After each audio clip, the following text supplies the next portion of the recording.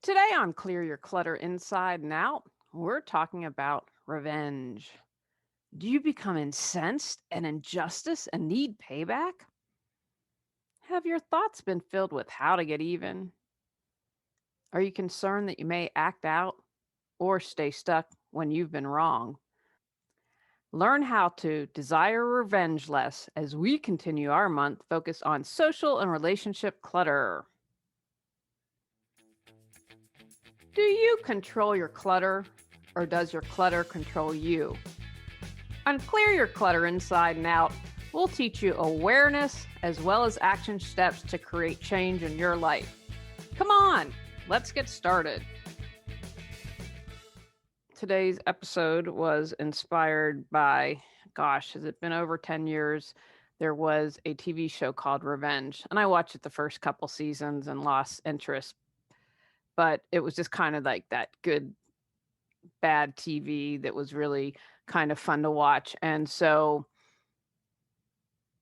it got boring at some point because obviously I don't know how it ended, but the amount of time and energy that she put into revenge was really startling, like all the training she had to do. And I don't know, I guess if I had what happened to her as a kid, everything's kind of planted then.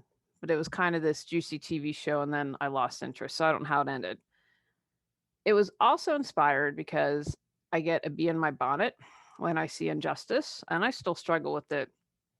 I know that I shared with you in a previous episode, dear Judy, who said to me, look at yourself as planting a seed. Don't get caught up in trying to change people. And I did an episode on injustice in May, and I can't remember if I had shared what Judy said. I think we had had the conversation after that had aired or after I recorded it. And so what Judy had said to me was, look at yourself as planting a seed. And that gave me a new perspective. I was looking for change. If I thought people got it or turned over a new leaf or whatever. When I left the HOA, before I left, I walked to the governor's mansion. They wouldn't let me drop it off. Stopped at the lieutenant governor, and she said, hey, go to the attorney general. It is now 2 months later. I haven't received a response. So I contacted the governor twice, no response. Attorney general, no response. And I did this the Monday before Memorial Day. And they say they'll get back to you in 15 days. Nothing has happened. And so that was kind of the last thing that I had to do. But one of the things we still haven't closed and are going through some stuff now is I have to have the realtor double check with paralegals to make sure that the HOA management company isn't going to try to price gouge us on documents because I really ruffled a lot of feathers when I stood up, when I said we're going to go to small claims court, and I refused to, and Tony, because he was part of it, to say what you did wasn't okay. And again, I apologize. This is the best example of revenge that I can think of because it's currently going on in my life. Well, we've moved out. So, anyway, after all that went down, a group of people wanted to get revenge against me. And it was led by a woman who demanded that we get punished. I'm like, but you're in violation of the rules too. You're not allowed to have company vans overnight, and her husband would come park his van in the drive every night. Now, do I care about that? No. But when you stand at a meeting and say that you want us punished and you're a hypocrite, I'm going to call you out on that. So, for the most part, you just never know these days. And the thing that was most disconcerting is I'd heard their husband perhaps abused alcohol. And so when that happens, you just never know. It's like these crazy road rage instances. So the thing that freaked me out the most was they were very passive aggressive. And, again, most times if people are that passive aggressive, that's how they're going to take their revenge and do things. There's not an immediate reaction, then for the most part, my view is they probably aren't going to do anything past that. But when you have someone at night sitting in their car in front of your house for a couple minutes, wanting to be seen, I don't know. Are you going to pull out a gun? I don't know. You'd like to not think like that, but you just don't know. And I think because of having to endure this for months, I have to admit that really got to me. But then when I was stepping back, thinking about what Judy said, because if you had said to me, you called me out on my hypocrisy, then I'd be like, oh, wow, let me have some reflection on that. And I realize that not everyone is like that. So I applaud you for listening and watching because you want to change something about that. So the first thing I would say is how much time and energy are you putting into revenge? So the leader of the harassers is someone who has I love Jesus signs in her yard, claims to be a Christian, and at 12:21 on Christmas in the morning, just turn of Christmas, she's doing the slow roll around our house. Now I can't imagine wasting not being in bed. I would be asleep at that hour, but that's how you're spending your time and energy. You get your children involved, you get your spouse involved, you get a group of neighbors, and like attracts like. So they all, you know what? Good luck with that. You all deserve each other. You're spending a sacred holiday to you and your beliefs at our house trolling us. Like, think about the time and the energy and the effort. And then you have to coordinate. And then our neighbor across the street, I did a little thing to see if it would get back, because I suspected they were part of the group and kind of reporting, like when we had called out the police, someone came and harassed us the next day. Anyway, blah, blah, blah. I think that they were part of it. But that's just one example. The time for months doing this to us. Is that really how you want to spend your time and energy? Are you obsessed with the thought? I'm starting to exhaust myself. I need a new story. I don't want to have a story of revenge, but I think that this is kind of the last burp of it when we close. We close in 21 days, 23 days. It'll be a lot easier. So just be aware of how much time and energy. It's like the woman in the TV show Revenge, taking classes, becoming like, first of all, I could never be a good criminal because I just don't have the mind to plan. And I'm a pretty organized person and planner, but the amount of effort that she put and obsession and all the things that she had to coordinate and be aware of, and it just exhausting. I can't imagine having the mental ability to do that. I also consider revenge to be a donut. And what I mean by that is when I eat a donut, ooh, it tastes really good, but I don't feel good not too soon afterwards. And so it's kind of the same with revenge. You can do something or you can plot and plan and maybe you don't do anything. But a lot of times, if you do something or start down that path, you don't feel so good later. You might have done something in response and it didn't feel maybe temporary, like, I got him. But then later on down the road, it hasn't brought you peace of mind. Doing something to someone out of revenge rarely brings you peace of mind. Now, I'm not going to say for everyone, for some people it might, but I look at it as a donut. Is that really going to bring you peace of mind? Judy's saying to me, you're planting a seed. It's not about changing people. Think of all the seeds that have to be planted to make things happen. So that brought me a little bit more peace of mind. Now, the other thing about revenge is karma. You might not believe in karma. You might have heard it phrased, what goes around comes around. I believe, even if you don't believe in any of that, everything's energy. So whatever you put out in life is going to come back to you. So if you are spending all this time plotting revenge, what do you think you're attracting in your life? What do you think your energy and your emotions are putting out there to the universe? Do you think that good things are going to come, or do you think maybe not? And that's something am aware of. And when things don't go my way, I always try to say, "Oh, that's just me clearing up karma." Like I said this about the neighborhood. Okay, I have cleared my neighborhood karma. We are super excited about the neighborhood we're moving into and just really looking forward to it. So just be aware of what you put out and what you get back. And I would take the time to examine in life, where is it that maybe you did something that you thought would bring relief, and didn't, or B, you spent all this time on something, or you were mean to someone or something, and then how did that come back? And it's not this straight line. I don't believe it's this tit for tat kind of thing. It's like if you put out this energy, maybe you text someone and break it off, or what do they call it? Ghosting, whatever that is. And maybe that doesn't happen into a relationship, but maybe something happens at work that not necessarily ghosted, but perhaps someone you really got along with all of a sudden did something to you and you don't know what it is and stopped speaking to you. So don't think of it as a straight line. Revenge can backfire. The people that were harassing me came close to breaking the law. Now they didn't. That's why we called the police to ask. And as I mentioned, one of the things that kept me from retaliating, well, there were two things. One, my focus was to sell the house. We knew we were moving, and I didn't want to do anything that would mess that up. The second was that I heard the husband of the leader of the pack had an alcohol problem. And I don't know if he had a gun.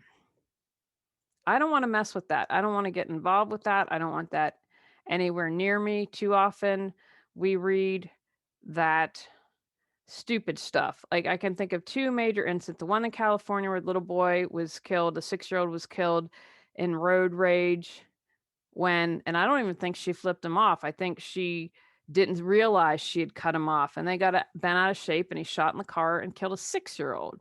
And then right near where I live, it made national news also.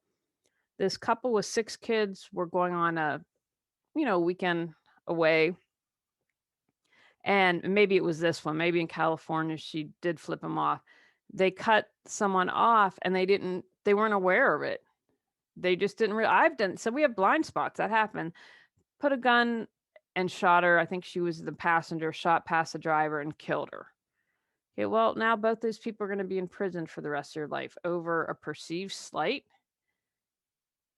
Backfire big time. And again, you don't know.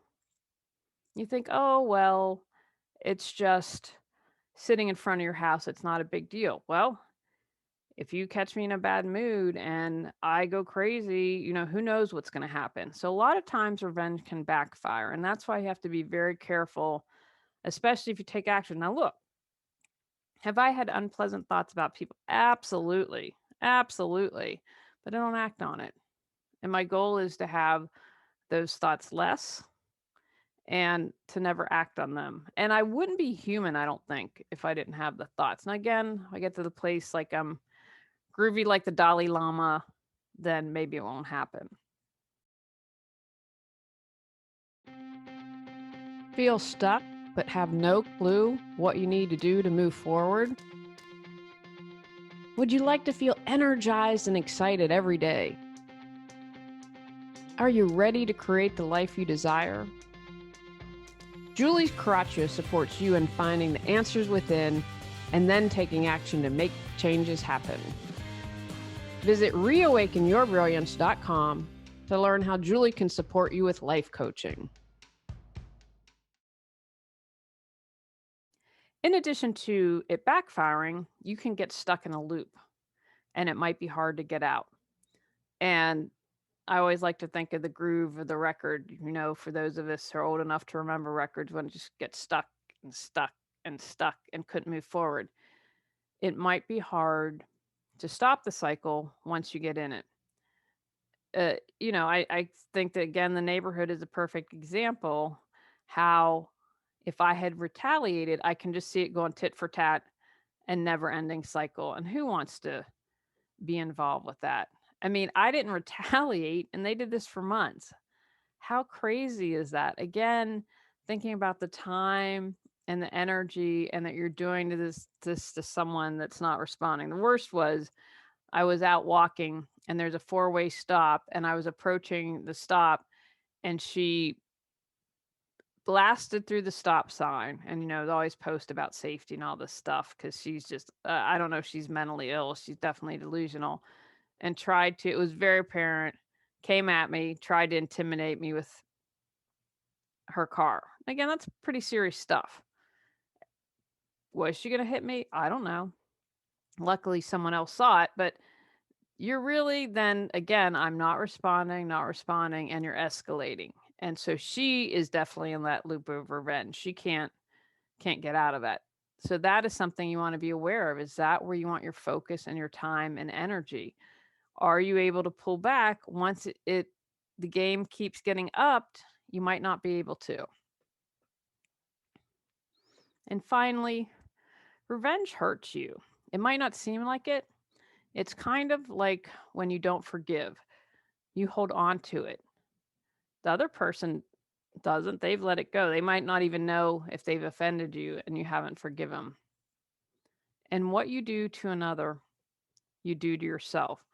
So if you're constantly out to revenge yourself or putting all this plotting, you harm yourself. It's like when you judge another, you judge yourself. And it's the same concept. And so when you are taking part in revenge, it ultimately hurts you. And again, you need to be gentle with yourself. And I want to make it really clear. Have I had thoughts of revenge? Absolutely. But I don't act on it. And so allow yourself to have those thoughts. I'm going to have to come up with I was trying to think through my life. I can't think of any other time where I've had someone get revenge on me. So it's just probably been pretty good because I know I've done stupid stuff. So those are just some of the things to contemplate about why trying to get revenge might not be a good idea. So how do you move on from revenge? Write down your feelings. Get it all on paper. I've got one more. Right. What I'm going to do is I'm going to do a letter of gratitude, thanking them, like thanking the board. Gee, if you hadn't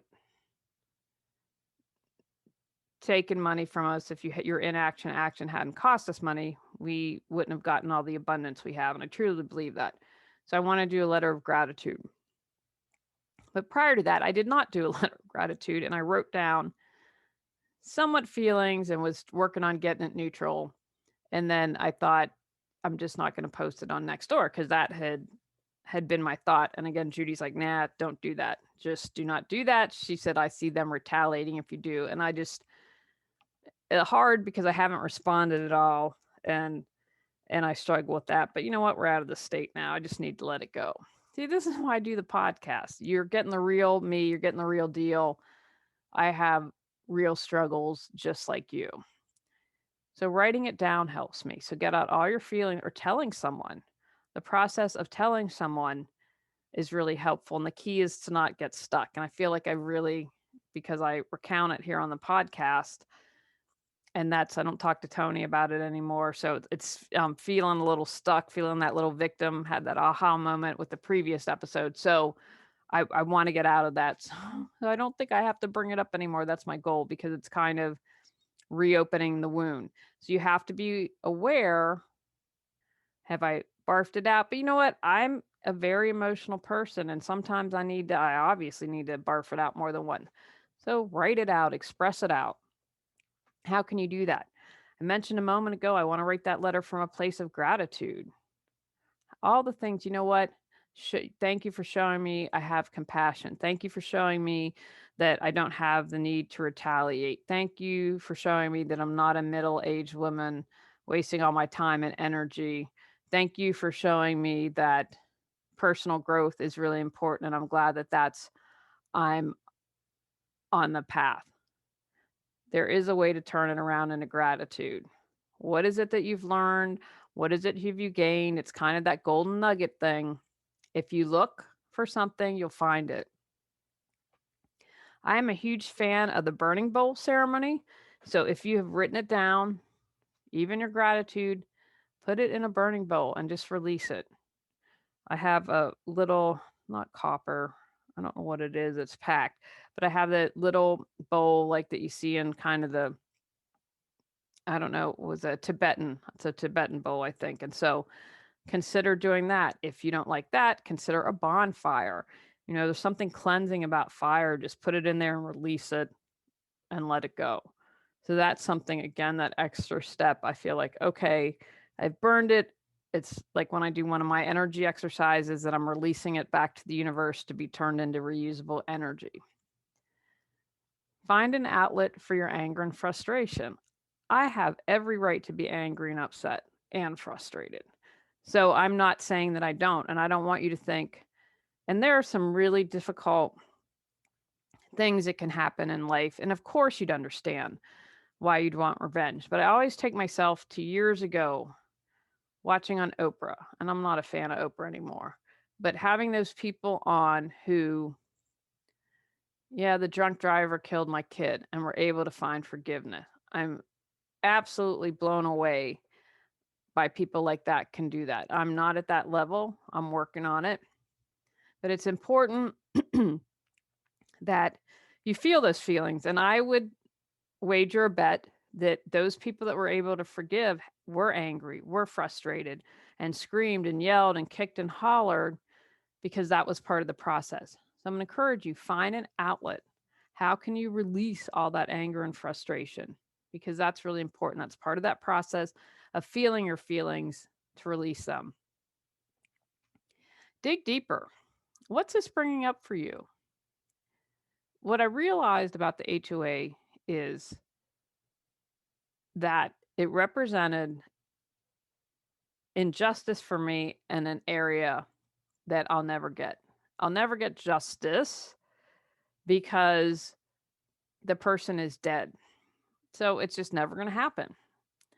And so I think for me, I believe for me that this is what it conjured. It conjured all that feeling of helplessness, of feeling alone, of feeling misunderstood, feeling like no one had my back, that people can do crimes and get away with them. And so that was a larger issue. It's like, yeah, HOA, you all are pain in the butt, but it's bringing up for me all of that stuff. So that's to say, okay, hey, this still needs to be healed in you.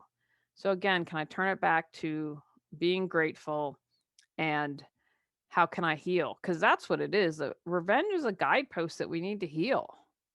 Okay, thank you for showing me that this isn't healed. And when I can dig deeper and understand it more, because how many times have we, done something little or retaliated and you're like, it's not really what it's about. What's going on here? So I'm going to encourage you to examine as much as you can and then focus on what needs to be healed.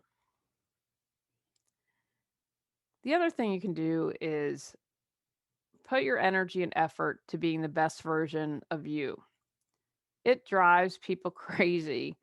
Well, depending on where they are in their personal growth, it drives people crazy when they see you're doing well.